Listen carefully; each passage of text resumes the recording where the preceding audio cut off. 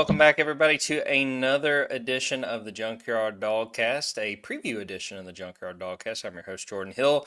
Got Horns 24/7's Eric Henry with me on this Thursday afternoon, and we're talking Dogs and we're talking Longhorns. Number 5, Georgia, getting ready to take on number 10, Texas. 7:30 p.m. Eastern Time, 6:30 p.m. Central Time, Saturday night on ABC. Top 10 matchup, and one that probably is going to tell us a lot about what the college football playoff race looks like going forward. So bringing on Eric today to learn a little bit more about this Texas team, find out what we need to know about the Longhorns, and then a little bit later on in the episode, we'll talk about the matchup. We'll talk about what Texas, Steve Sarkisian, and the players have been saying in the lead up to this game, and what we expect to actually see once we get between the hedges on Saturday night. But first off, Eric, thanks so much for taking the time. How are things out in Texas as you guys get ready for a big road trip that I imagine is going to have a lot of say in what the rest of Texas season looks like?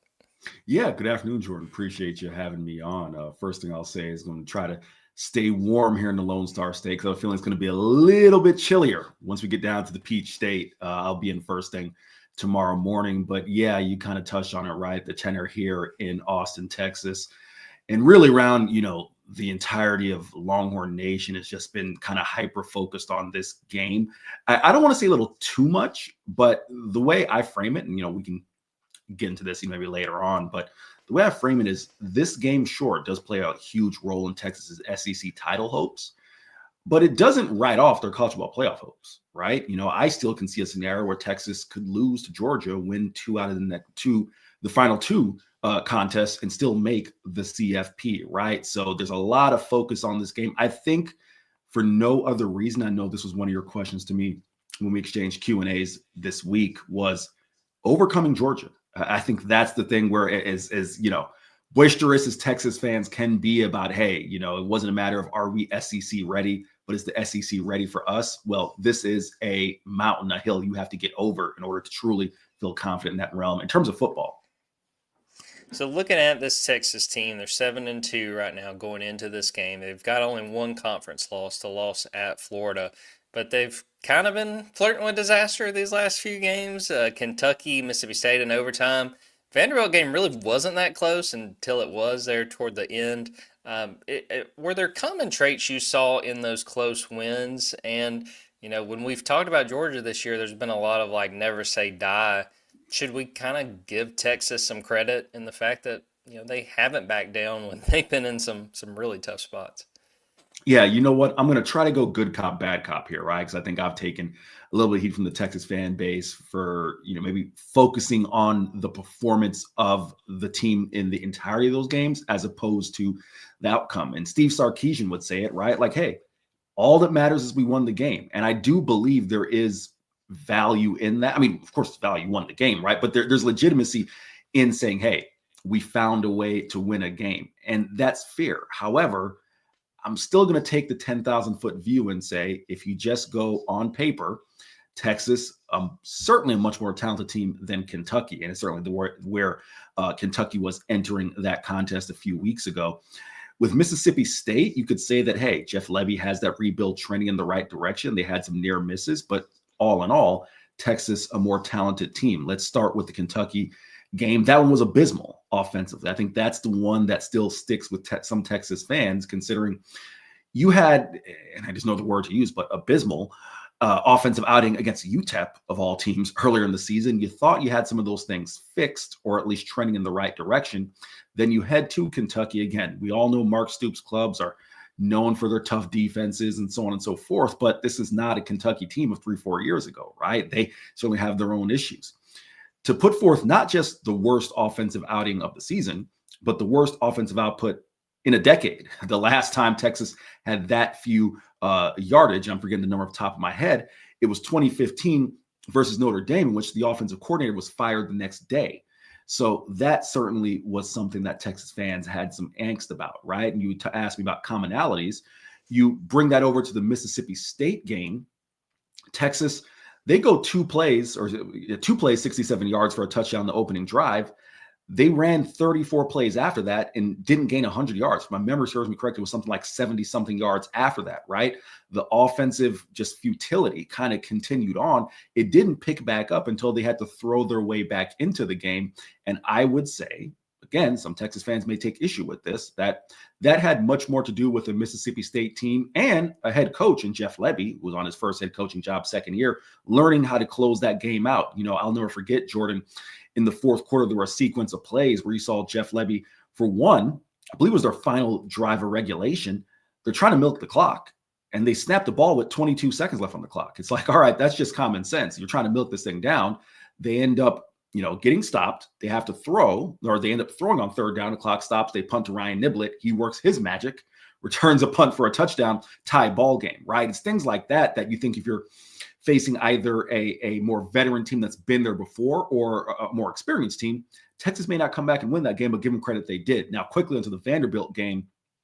And I'd say the one thing in the positive direction that was a commonality of all three games was the pass rush, right? Texas has 23 sacks over the last 4 games, 18 sacks over the last 3. That pass rush has been legit, as you noted, and as I noted, and we exchanged Q&As.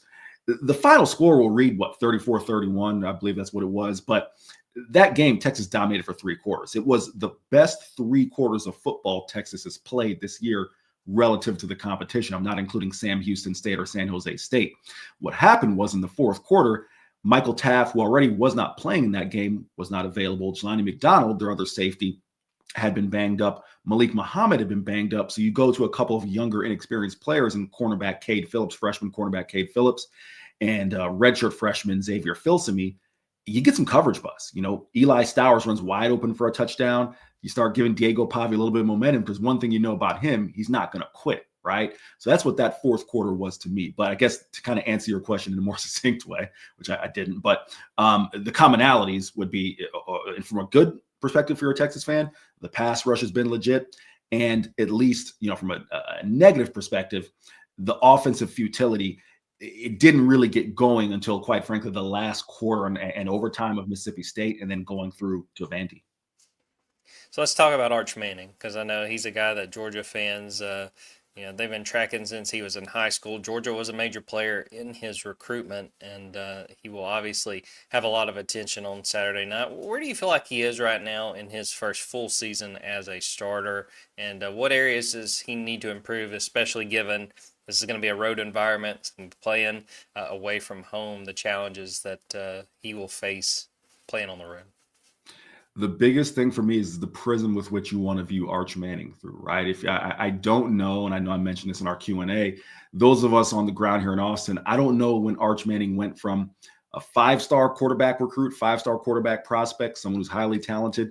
Quite frankly, you take a look at the other, I believe the top 8 quarterbacks in his recruiting class, Arch Manning is the only one who's still with his initial school, right? So as we all know, quarterback recruiting and kind of, the assessment, it can be a crapshoot, right? Guys leave for different circumstances. But if you want to view him just through the prism as a 5-star quarterback talent, he's about where you'd expect him to be. I'd say a little bit shy just because of how bad things looked against UTEP, against Kentucky. And that's not solely on him, right? That's Steve Sarkisian as a play caller. That's the offensive line that, quite frankly, until last week had not been good, right? You can only be as strong as your weakest links. And yes, DJ Campbell at right guard and Trevor Gooseby are solid, but they were being hampered by the rest of the unit. But it's a little bit shy of where you'd want him to be, but, not horrendous. If you want to view him through the prism of generational talent, and I hate to pick on Gus Johnson, but I don't know where that came from in the TV broadcast intro for the Ohio State game. He was never LeBron James. He was never Victor Wembanyama. He was not someone you just plug and play and all of a sudden he's, the savior, right?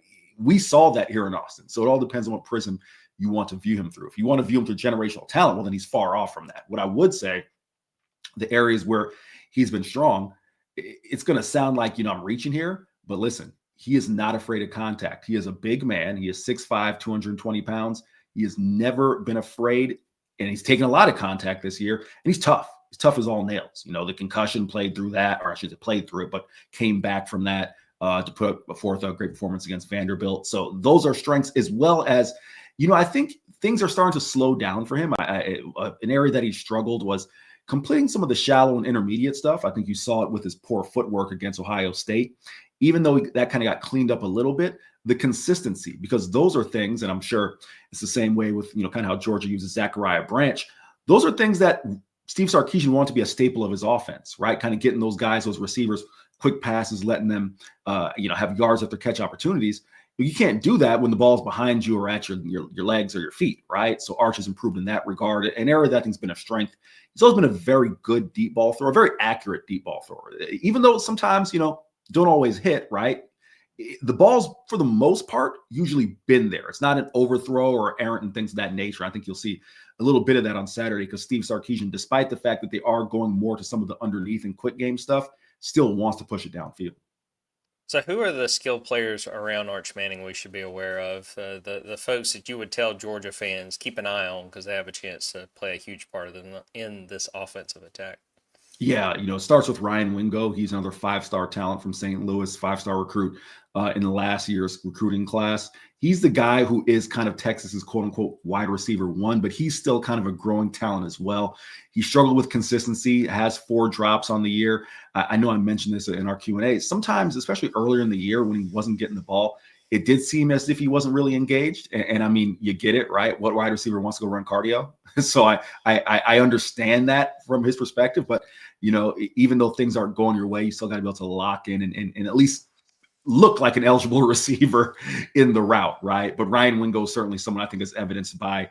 I mentioned that opening drive against Mississippi State. He took a kind of a swing pass, 60-something yards, got stopped at the 3-yard line. The following week against Vandy, he takes it 75 yards to the house. Legit 4'4" guy, 6'2", 220. So he's a blazer, straight line runner. Parker Livingston is a guy who's affectionately earned the nickname White Chocolate because he's this big 6'4", 6'5" kid, from rural part of Texas. But his speed, it's not deceptive speed, all right? We're going to, dispel that, stereotype right now. He is tall and he can run like the wind. Injuries, it kind of, hampered him a little bit. He was kind of, he's Arch Manning's roommate, and I think there was a clear chemistry with Parker earlier in the season. But he got banged up against Florida, had kind of a lower leg deal that I don't think he's ever kind of fully recovered from. I'll be interested to see where he is at coming off of the bye week. And then, you got to take a look at guys like DeAndre Moore and Emmett Mosley, also talented receivers, and Jack Endries at tight end, a guy who they're really high on, a transfer from Cal prior to this year. The reason why his numbers may not reflect kind of, what they wanted from him is because of how the offensive line has struggled. They've had to keep him in a lot more to pass protect. So let's talk a little bit about this Texas run game and it's such a simple thing to focus on. But for me, I look at this matchup. A big question in my head is, okay, who winds up running the ball better? It seems like, Eric, this has been a struggle for Texas this year. Is that accurate? And if so, what do you feel like it's kind of been the issue as far as getting consistency on the ground? It's been, for starters, again, the offensive line getting a push. I would say that certainly plays a factor. Also, just chemistry and cohesion. CJ Baxter and Quintravian Wisner were supposed to be the top 2. I guess I'll flip it. Wisner is the RB1, Baxter is the RB2. Baxter's coming off, major knee injury that he suffered entering last year's season, LCL, PCL, and ACL. It was kind of, quite frankly, Jordan, we were surprised when we saw the timeline that, okay, he's going to be ready to go week 1. It's like, wow, okay, we're not expecting that. But both he and Trey Wisner missed multiple games with hamstring injuries, right? So kind of that early part of the year that you'd want to kind of get that success, kind of get your legs underneath you. They weren't playing together, right? We saw a lot of Christian Clark, a lot of Jarrett Gibson, who now is no longer with the program, entered the transfer portal, a lot of James Simon, some underclassmen who got some time. And then you get into the meat of SEC play. And as I said, offensively, when you can't throw it, teams are able to load up in the box and kind of stop the run. And then when you're playing from behind, as they were at Mississippi State, you got to abandon the run, right? Same thing at Florida, right? You kind of had to abandon the run a little bit to get back. So it's been whether it's a chemistry thing or maybe I should say cohesion in terms of being able to get consistent, carries for those backs. And then also them being on the field. It's been a seesaw, battle all year. But I asked CJ Baxter on Monday when we spoke to the players, CJ, where do you feel things are? And he feels they're coming along. He feels that they're due for a big game. Didn't necessarily promise it this week, but felt that the offensive line and kind of their cohesion with the offensive line, he and Trey's cohesion with the offensive line is growing. So let's flip over to the Texas defense and talk about that. It's been a unit that's been very productive, very consistent for the better part of this season. What stands out to you about this group on Texas's defense, and who are a few of the names that we should keep an eye on Saturday night? This is a defense that truly, has talented players at all three levels of the defense. I'll start with the front four. The name, of course, most Georgia fans, I'm sure, are going to key in on is Colin Simmons, right? Colin's a player, five-star recruit, arguably the quickest to edge in the nation. Kid who has 6.5 sacks over the last 4 weeks. The big thing with him is he was pressing. Last year, as Sean Alexander, true freshman of the year, came in and was open about his desire to set the program record for single sacks in a season. I believe it's 23.5, set by Kiki Diala in the early 80s. Colin, it was clear, and even Steve Sarkisian actually said it right before I came on with you in his Thursday Zoom media availability, that he was trying to rack up numbers, was so focused on rushing the quarterback and getting sacks. He wasn't playing the run well. He wasn't being an overall football player, an all-around football player. At one point, he had more penalties than sacks, coming out of non-conference play. But he's really started to play within himself. And he's a kid, again, he's so gifted. If he just plays within himself, he's going to fall into sacks. He's way too talented. So that's the number one name to keep an eye on. The interior defensive line, kind of a group by committee, whether it's Murad Watson, Cole Brevard, Travis Shaw, Hero Canoe, similar to what, Georgia fans saw last year, right? Maybe not that Alfred Collins guy or Vernon Broughton. I wouldn't say you have two guys in this year's group who are going to be, second and third round picks per se, but it's going to be DT by committee. On the other side of Colin Simmons, keeping an eye on Ethan Burke, the other edge, just fundamental player, does everything right, but he's really coming on as 3 sacks over the last 2 games, 6'6", 260, long arms, always gets his hands on passes, blocked a kick. I believe it was last week, or maybe the Mississippi State game. They're all kind of run together at this point, but he's always a factor in field goal block. You go to the next level of the defense, Anthony Hill. Don't want to upset any Georgia fans. You can call me a homer for this, but I think, if you look at where CJ Allen is projected as being one of those first round type linebackers, I think Anthony Hill is right there with him, if not better. Anthony Hill's probably going to pass rush in the same way that, CJ Allen, some of Georgia's linebackers will. And then you get to the secondary. Again, I'd keep an eye on Michael Taft, who's coming off of that thumb injury, suffered against Kentucky, All-American Football Writers Association, All-American last year. He's kind of the captain of the secondary, the guy who gets everyone set, also plays the pass really well, plays the run, probably one of their better open field tacklers, and Jelani McDonald, the other safety as well, a heavy hitter. I mentioned those two names in particular. I'll also throw Grayson Littleton as well at the start, just because that's a matchup I'll keep my eye on, right? In terms of Zachariah Branch, Georgia fans well aware of what he can do. Tackling him in the open field, it's going to be those 3 guys who are responsible for it. You mentioned Anthony Hill, and I'll back you up. He is very fun to watch. So I think that is definitely worth shouting out what he's been able to do. Eric, tell me about the special teams. I always make sure in these games that we think could be a 1 possession, could be a 1, 2, 3-point game to talk about it, because it could wind up swinging it one way or the other. What's the state of Texas's special teams, and who are the key contributors within the special teams? Yeah, super quick. There was a little bit of angst as far as the special teams entering the year. Jeff Banks, known as one of the better special teams coordinators in the nation. Bert Auburn, obviously, Georgia fans well aware, missed some kicks against the Dogs. He was replaced by former Texas State standout Mason Shipley. Shipley has performed well. Steve Sarkisian actually said earlier this year, giving that Shipley gave him confidence that, hey, maybe he won't go for it on 4th down as much because he has a kicker he feels confident in after seeing him boot a couple 50-yarders in non-conference play. Punter, Jack Bomeester, the Utah transfer, certainly stabilized that spot as well. And I think the number one name that Georgia fans will want to keep an eye on is punt returner Ryan Niblett, who has a couple of scores over the last month of play. Probably don't want to kick it to him. He's one of the fastest players on the team and just a really unique returner in that it's hit or miss. He'll have one return in which, it looks like he's going to let the ball drop and it'll get down inside the 3-yard line. Then another time he'll be like, okay, here's how I'll make up for that. I'll just catch it inside my own 5. And then you reverse field, and all of a sudden he's racing down the other sideline 75 yards. So those are really the 3 names to keep an eye on. Yeah, I would be shocked if Brett Thorson punts it to Ryan Niblett, but as we all saw in the Mississippi State game, you give him an opportunity to make a play, you might live to regret it. All right, we will take a quick break and come back and talk specifically about this matchup, what we're expecting, what the conversation around Austin has been, give some predictions. I'll say this, if you're watching this live, throw in your score predictions in the comments. I will do my best if you guys throw them in there. We will rattle those off along with ours before we end the episode, but we'll take a quick break and be right back.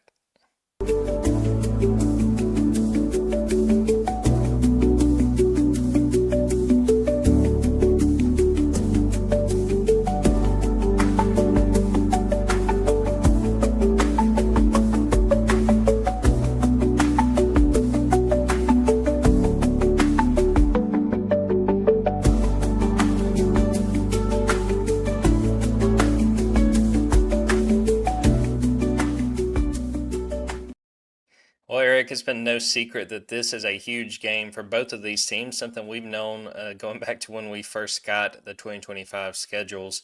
So, what has the conversation been like this week around the Longhorns? What have Steve Sarkisian, the players, had to say about going to Athens and trying to knock off Georgia?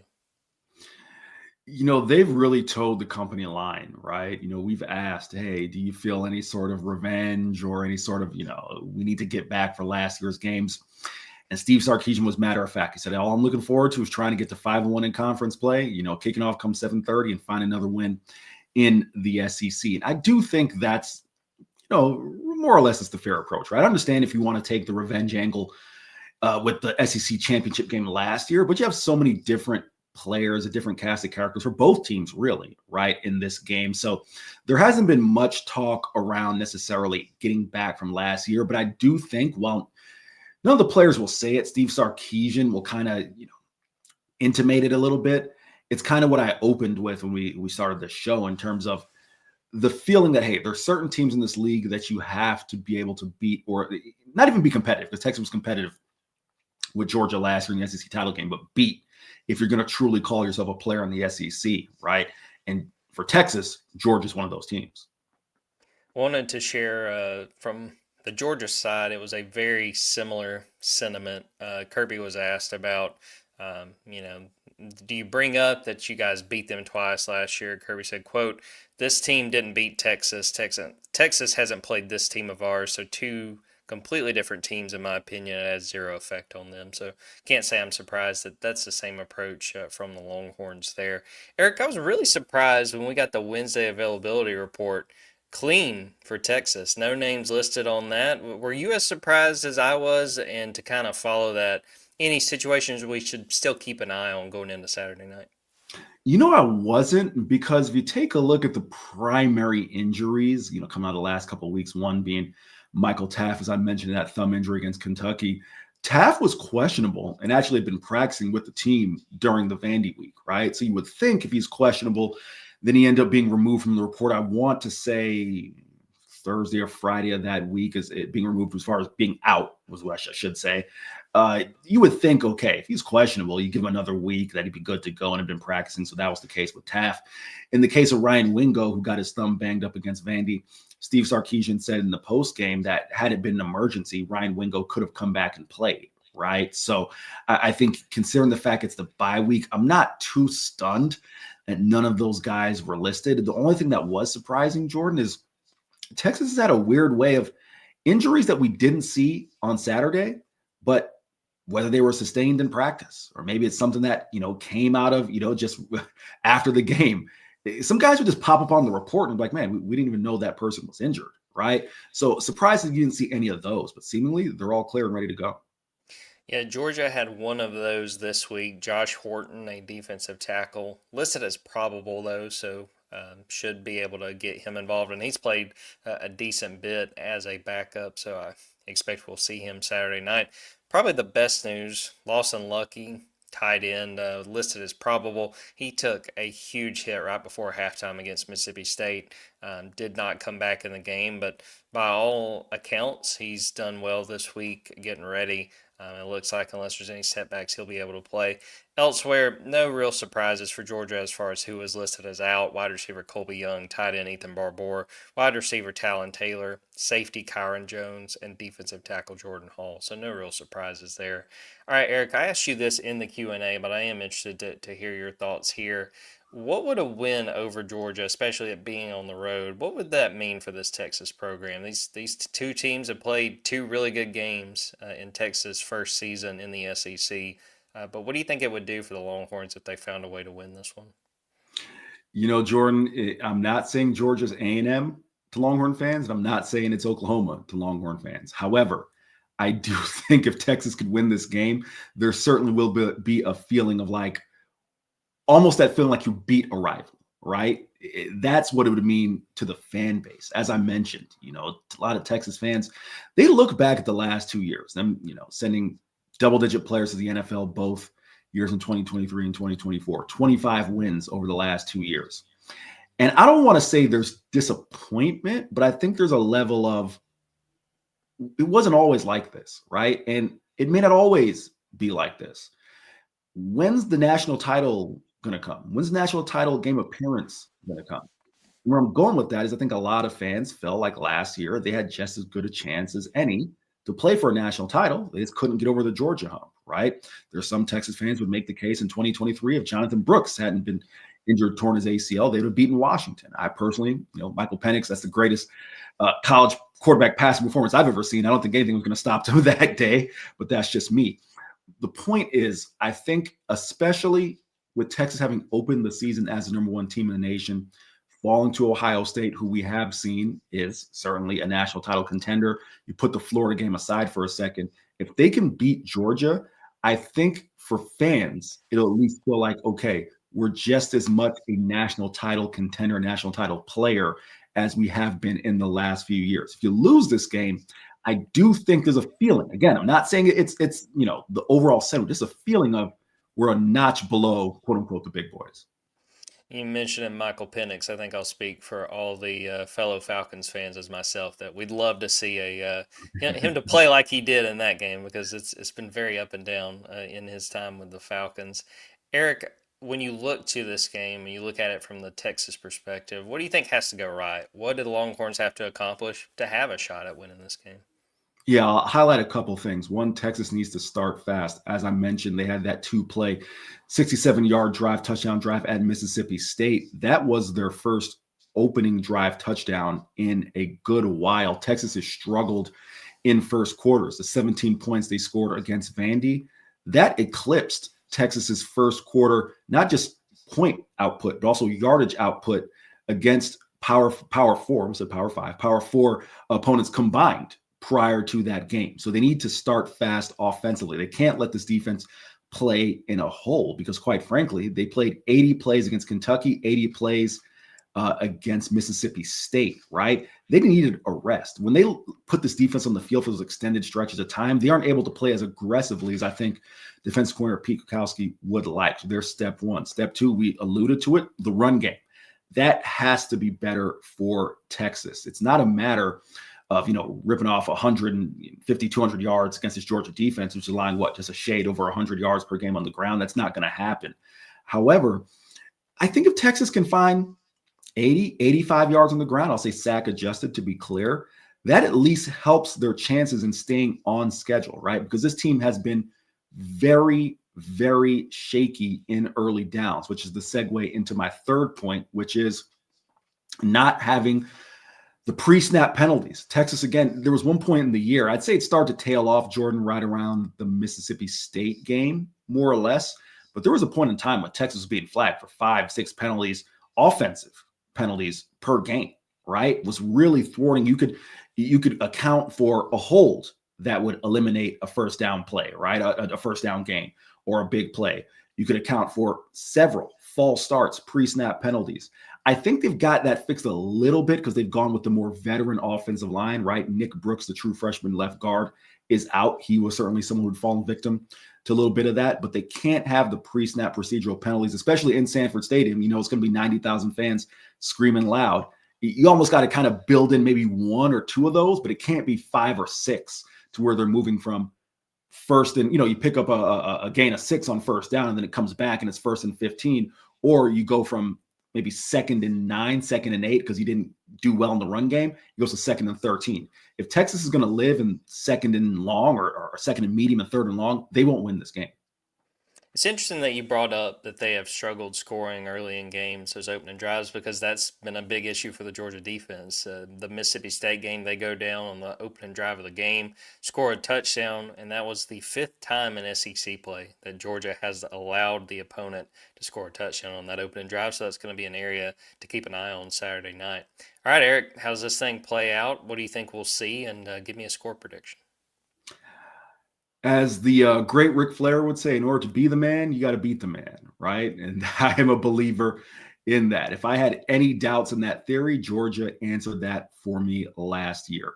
I do not think this is going to be a blowout. Quite frankly, Georgia's 15-point win last year in the regular season, that's the largest margin of defeat for a Texas team since Steve Sarkisian's first year. They lost, I believe it was 30-7 at Iowa State. So I do not see this being a game where it's, a 2-touchdown game or anything like that. I think it's going to be a close game all the way through. I think Texas's offensive struggles, not to say they're behind them, but I don't think this is going to be a game where Arch Manning is going to be held to 120 yards passing and things are just going to look completely out of whack. I think it's going to be a close game for 4 quarters. However, this game is being played in Athens at Sanford Stadium. And as I said, in order to be the man, you have to beat the man. Texas hasn't quite shown that for me, especially against top-tier competition this year. I don't want to discredit any of their SEC wins. It is the SEC. It is the toughest football league in America, but there is a level up with Georgia compared to Mississippi State and Kentucky and even Vanderbilt. So I see this one. I believe the score prediction I gave for our site was 2017, Georgia 20, Texas 17. That's what I'm going with. I want to go Georgia 27-20. I think we're a lot on the same wavelength here, Eric. I think it's going to be a very good game. I think at the end of the day, I have confidence that Georgia's run game will get enough. And it's kind of like what you outlined for Texas as far as if they're going to be in this game. I am not expecting Georgia to, reel off 303 rushing yards like they did against Mississippi State. But I think in that second half, you're going to see them be able to extend drives, wear on that Texas defense. And I think at the end of the day, I look at where Gunnar Stockton in this offense is. The fact they're playing at home, I think that Texas has struggled a little bit in these road environments. And like you said, even as simple as procedural penalties. So I've got Georgia 27-20. I think it's going to be a very entertaining game. And I think it's a game where a couple plays here or there for either team can wind up making the difference. I was going to share the scores from the rest of the Dawgs 24/7 staff. Ben Wolk has Georgia 31-17. Olivia Sayer has Georgia 31-24. Kip Adams has Georgia 28-17. So for the most part, some pretty close games, I think, between all of our scores. And I think it's going to be a good one. Super excited to get to Saturday night. I think we are going to get our money's worth once we get this one underway.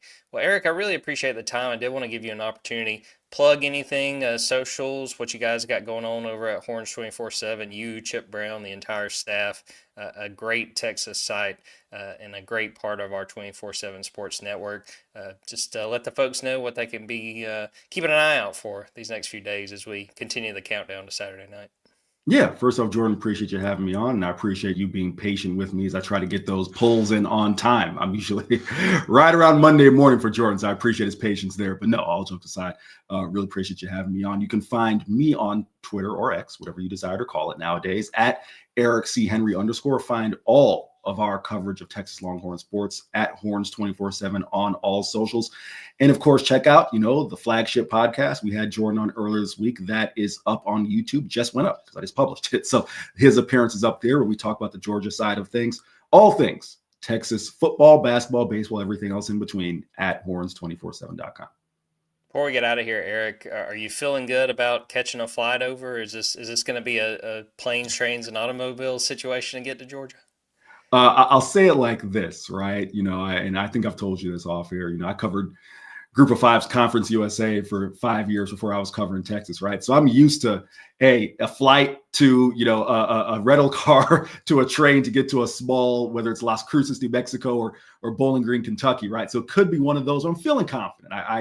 Jordan, I take a lot of ridicule from the people on the site, people on the beat, because I'm a first flight out guy. And boarding tomorrow is at 4:30 a.m. because I'm on a 5:20 to Atlanta Hartsfield. So the way I look at it, I think I'll be there in time. And if, knock on wood, if there is a delay, I've got the entire day to get me there. So I'm feeling confident. It's a pretty good strategy, the way everything's going on right now. But hey, fingers crossed for you. We hope that you guys get over here safe because you're not going to want to miss this one. I think we're in for a fun one between the hedges. All right, we'll wrap up the episode right there. Thanks to everyone who watched this live, everyone who's watching or listening to it after the fact. Go subscribe to Dawgs 24/7. If you're a Texas fan, go subscribe to Horns 24/7. Great content over there.